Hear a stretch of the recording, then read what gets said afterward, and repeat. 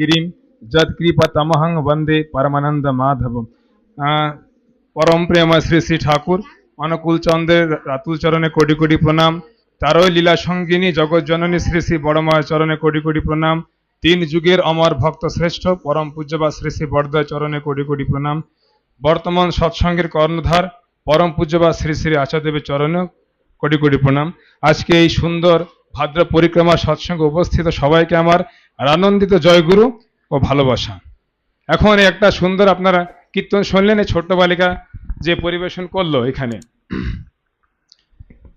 আমরা এই সৎসঙ্গ জগতে এত জ্ঞানের ভান্ডার, এত জ্ঞানের সাগর, মানে সারা জীবন কি কত জীবন ডুব দিলে কুল আর কিনারা কি কিচ্ছু আমরা বুঝবো না। আমরা দীক্ষা শিক্ষা কেন নিই? মার গর্ভে তো সবাই জন্মগ্রহণ করি, কিন্তু জন্মের পরে যখন এই মায়ামোহ সংসার দেখি হাবুডুবু খেতে থাকি, ভালো কি মন্দ কি উচিত কি অনুচিত কি কিছু বুঝতে পারি না। আমাদের ভিতরে যেন সে সত্য জ্ঞান হারা হয়ে আমরা ঘুরে বেড়াই। এই বারিক বারিক কথায় ঠাকুরের ভক্তরা ঠাকুরকে কেমন করে চিনেছেন এটা বুঝতে পারা যায়। আপনারা জানেন যে ঠাকুরের আগেও ছিলেন ভগবান শ্রীকৃষ্ণ, মানে ঠাকুরের আগে গৌরাঙ্গ মহাপ্রভু, তার আগে ভগবান শ্রীকৃষ্ণ।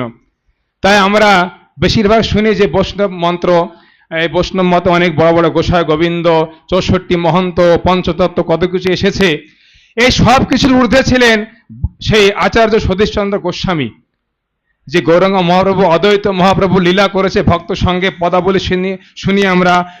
নৌকা বিহারে কত শুনি, এই কি বলে শ্রী চৈতন্য চরিতামৃত, রামকৃষ্ণ কথামৃত, তারপরে বৈষ্ণব শাস্ত্র কত কিছু আমরা শুনি। পদ্য গদ্য লীলা, আদিলীলা, মধ্যলীলা কত কিছুই লেখা আছে। সেইখানে এক জায়গায় বর্ণিত করা আছে যে কলিকালে নাকি শ্রেষ্ঠ মানে বৈষ্ণব সন্তান আসবে, তার নাম হবে আচার্য সতীশচন্দ্র গোস্বামী।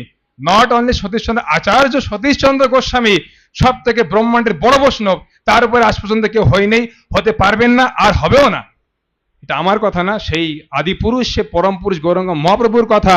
তার বংশে নাকি 11তম বংশজ।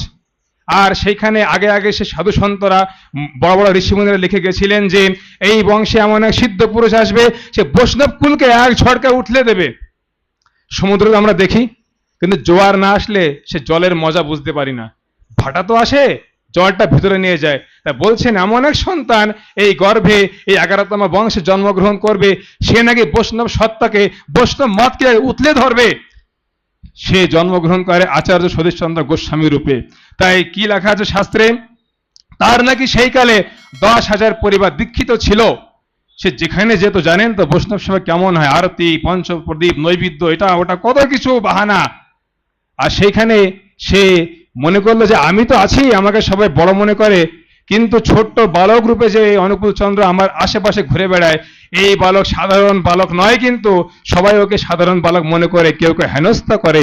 কিন্তু আমি বুঝতে পেরেছি আমার দিব্য চক্ষুতে এই ছোট্ট বালক যে শিশুরূপে আশপাশে ঘুরে বেড়ায়, সেই মাতা মনমোহিনীর গর্ভে জন্মগ্রহণ যে করেছে, সে সাধারণ দিব্য বালক নয়, অতি দিব্য বালক। তাই আচার্য সতীশচন্দ্র গোস্বামীর আমি বলেছি 10,000 পরিবার দীক্ষিত ছিল, তার শাস্ত্রে একটা আন্দাজ হিসেবে বলা হয়েছে।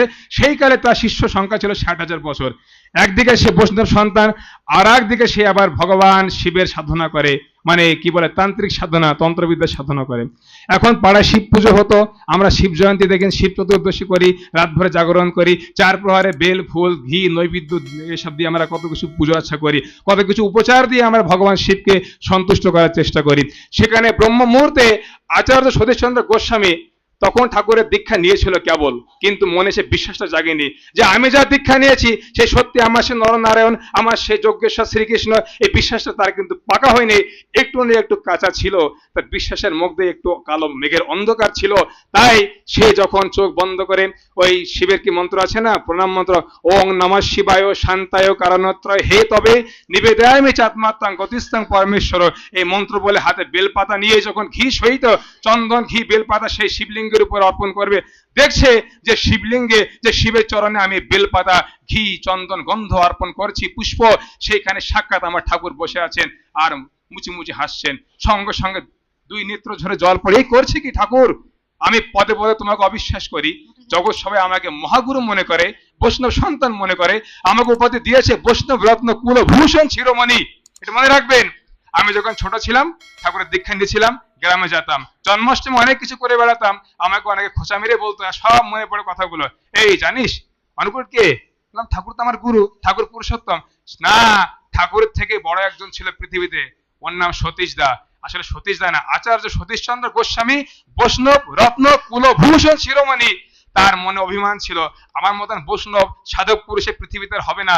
আর ঠাকুর যেখানে ওই সময় নরনারায়ণ সেবা হতো, যাত্রা পালা হতো, কীর্তন হতো, ঠাকুর অনুকূল চন্দ্র যেখানে যেখানে সতীশচন্দ্র গোস্বামী যেতেন, ঠাকুর অনুকূল চন্দ্র বালক বেশি বুদ্ধি করে সেখানে যেতেন।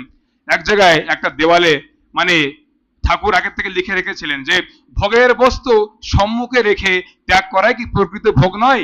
ভোগের বস্তু সম্মুখে রেখে ত্যাগ করাই কি প্রকৃত ভোগ নয়?